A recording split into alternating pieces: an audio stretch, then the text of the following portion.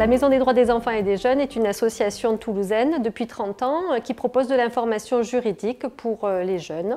Alors on a de la prévention, on intervient dans les établissements scolaires par exemple ou dans tous les établissements qui accueillent les jeunes pour proposer différents ateliers, notamment un atelier de prévention des cyberviolences où on met les jeunes en situation d'un tribunal pour enfants et les jeunes doivent jouer le prévenu, la victime, les assesseurs, les avocats, les parents et cette affaire de cyberharcèlement va leur permettre de comprendre comment fonctionne la justice en France, mais aussi quelles sont les conséquences du cyberharcèlement, notamment pour les victimes, les auteurs, mais pour tout l'entourage.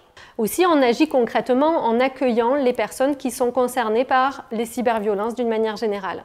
Par exemple, le père de Lola nous a appelés pour nous demander comment faire. Sa fille de 13 ans ne va plus au collège depuis 3 semaines.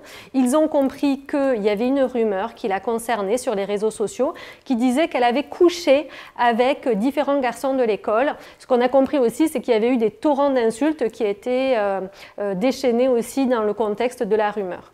Donc nous avons reçu Lola. Lola, à ce moment-là, elle est reçue par un juriste et un professionnel du social bénévole et elle va pouvoir poser ces questions. Est-ce que moi, à 13 ans, toute seule, je peux porter plainte?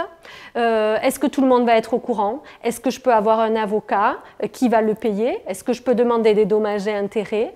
Et puis aussi, elle se pose la question, est-ce que c'est normal que l'établissement scolaire ne me communique pas le travail à faire alors que moi, je me sens plus capable d'aller au collège et donc je ne sais pas quoi faire de mes journées alors que j'aimerais continuer à poursuivre ma scolarité. Et donc à la Maison des droits des enfants et des jeunes, elle va trouver des réponses. Elle va trouver des réponses fiables, sérieuses, elle va être rassurée et elle va savoir comment agir. Ce qui va être important, c'est que le fait de connaître ses droits va lui donner confiance pour pouvoir les défendre et savoir ce qu'elle va pouvoir faire à présent. Grâce à ce prix, à la Maison des droits des enfants et des jeunes, c'est plus de 500 jeunes qui vont pouvoir être informés sur leurs droits, sur tout ce qui concerne les violences et la libération de la parole, c'est-à-dire dans des moments difficiles où le droit joue une part très importante. Tous les ans, on touche au moins 6000 personnes, que ce soit les enfants, les parents ou les professionnels. Dans les 6000 personnes, il y a à peu près 2000 enfants qui sont concernés dans des ateliers de sensibilisation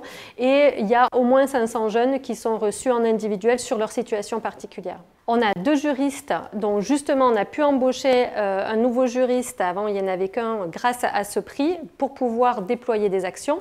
Et on a des bénévoles qui sont issus du champ du social ou du champ juridique de manière à pouvoir appréhender toutes les questions dans leur complexité. Et après, on a d'autres services dans l'association et c'est très important parce que ça permet de s'adresser aussi aux parents et aux professionnels puisqu'on a un service de soutien à la parentalité et un service de formation.